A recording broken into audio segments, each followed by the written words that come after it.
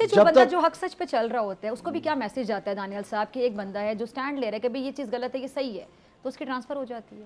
بس آپ دیکھ لیں نا جی, کسی آپ محکمے کی بات کر لیں, گورنمنٹ کے کسی ادارے کی بات کر لیں, دکھ ہوتا ہے, تکلیف ہوتی ہے. جب میں ان کو انسینٹیوز اپروچ کا بتاتا ہوں, میں نے بتایا ہوا ہے, بات ہوئی ہے ہماری اس بات پہ, تو وہ کیا رسپانس کیا آتا ہے؟ وہ منہ میں انگلی ڈال کے مجھے دیکھنا شروع ہو جائے وہ کیا ہوتا ہے. اچھا یہ رسپانس ہوتا ہے, ان کو پتہ ہی نہیں ہے, ان کو پتہ ہی نہیں ہے. اور اسی طرح سے باقی کن کی بات کر رہے ہیں یہ میں بس چھوڑ دیں, اب جو بھی تھے آپ سمجھ لیں, بتا دیں سر, اب آج کل تو اب سب کچھ بتا دیتے, سانوں میں دس دو. جنہوں نے فیصلے کرنے تھے ان کی بات کر رہا ہوں میں. تو اس میں جو دوسری بات میں سمجھتا ہوں بہت اہم ہے کرنے والی, وہ یہ ہے کہ جو پرائسز کی آپ نے بات کی, میری ساری جو بات جہاں سے ٹوٹی تھی وہ تھی نیشنل پرائس مانیٹرنگ کمیٹی کی بات کی, وہ احسن اقبال صاحب اس کے چیئر ہیں. ابھی پھر آپ دیکھ لیں کتنے مہینے ہو گئے, پھر نہیں میٹنگ بلائی اس کی. تو یہ فیلیئرز جو ہیں یہ ایسے نہیں چل سکتا نا, یہ پاکستان کی عوام اب ایکسیپٹ نہیں کرتی. سر احسن اقبال صاحب تو خود بھی کلیم کرتے ہیں, اور مطلب لوگوں کی بھی شاید یہ رائے ہے کہ وہ بہت ہی پڑھی لکھی شخصیت ہیں, اور ان کے مخالفین ارسطو کہہ کے ویسے تو طنز کرتے ہیں. مخالفین نہیں کرتے, اپنی نون لیگ میں سب لوگوں کو یہ کہتے ہیں. ایک منٹ آپ اس کی وجہ, اور یہ تنزیہ کہتے ہیں. ایک منٹ, آپ یہ بہت بڑی بات کہہ رہے ہیں, آپ کہہ رہے ہیں کہ نون لیگ میں احسن اقبال صاحب کو لوگ ارسطو کہہ کے نام ہی نون لیگ میں پڑا ان کا ارسطو, اور یہ تنزیہ کہتے ہیں کیونکہ مشہوری ان کی یہ لوگ بزی ڈو نتھنگ, وہ بس کانفرنسز کرتے ہیں, آؤٹ پٹ کوئی بھی نہیں ہے.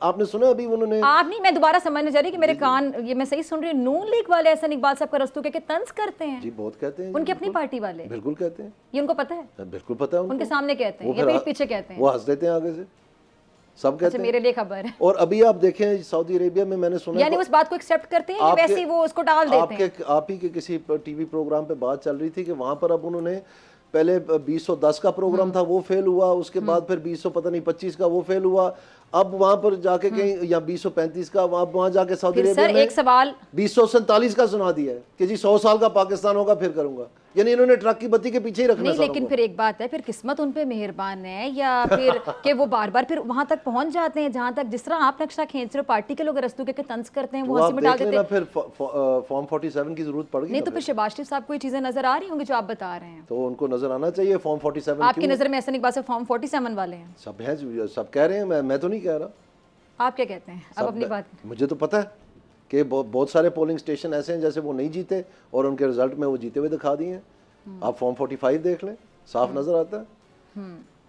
اور میرے حلقے میں دیکھ لیں جو فارم 45 ہے, میں نے تو ابھی. اچھا احسن اقبال صاحب کے علاوہ اور آپ کسی کے بارے میں بات اگر کرنا چاہتے تو کر لیں, کیونکہ میں آپ کے منہ پہ کہنا چاہتی ہوں, مائنڈ نہ کیجیے کہ آپ جب احسن اقبال صاحب کے بارے میں بات کرتے ہیں لوگوں کو لگتا ہے شاید ایک پرسنل گرج ہے, تو ابھی آپ ان کے بارے میں کریں, پارٹی کے اور کسی بندے کے بارے میں کوئی بات اگر ہو تحفظات تو دیکھیں. جو government of Pakistan rules of business 1973 ہے وہ میں نے تو نہیں لکھے نا, ٹھیک ہے, تو اس میں اگر آپ دیکھیں اس میں ہر جو ڈویژن ہے اس کی ذمہ داریاں لکھی ہوئی ہیں, ٹھیک ہے, تو ان کے حصے میں یہ ذمہ داریاں اکنامک کوآرڈینیشن, اکنامک پلاننگ, اور نیشنل پرائس مانیٹرنگ کمیٹی کے وہ چیئرمین ہیں, تو انہوں نے خود مانا ہے کہ ہاں جی میرا تعلق تھا مہنگائی کے ساتھ, تو پھر اب کیوں نہیں وہ کام کر رہے, ابھی تو ان کے پاس ٹائم بھی ہے تو کرائے نا کام. 27% جو ہے. لیکن دانیال صاحب یہ نون لیگ ہی کہتی ہے نا کہ ہم نے تو دیوالیاں ہونے سے بچا لیا, بلکہ یہاں تک کہتے ہیں کہ ہم نے اپنی سیاست کی, اپنی ساکھ کی قربانی دے دی کہ ہم نے بڑے مشکل وقت میں حکومت لی. مجھے بتانے کی ضرورت نہیں ہے وہ کیا کہتے ہیں, میں آپ کو کہہ رہا ہوں کہ ادھر انہوں نے بچا لیا نا, تو سری لنکا میں تو نکل گیا تھا دیوالیہ, وہاں تو 60% تک چلے گی 2 سال پہلے, تو آج کیسے وہ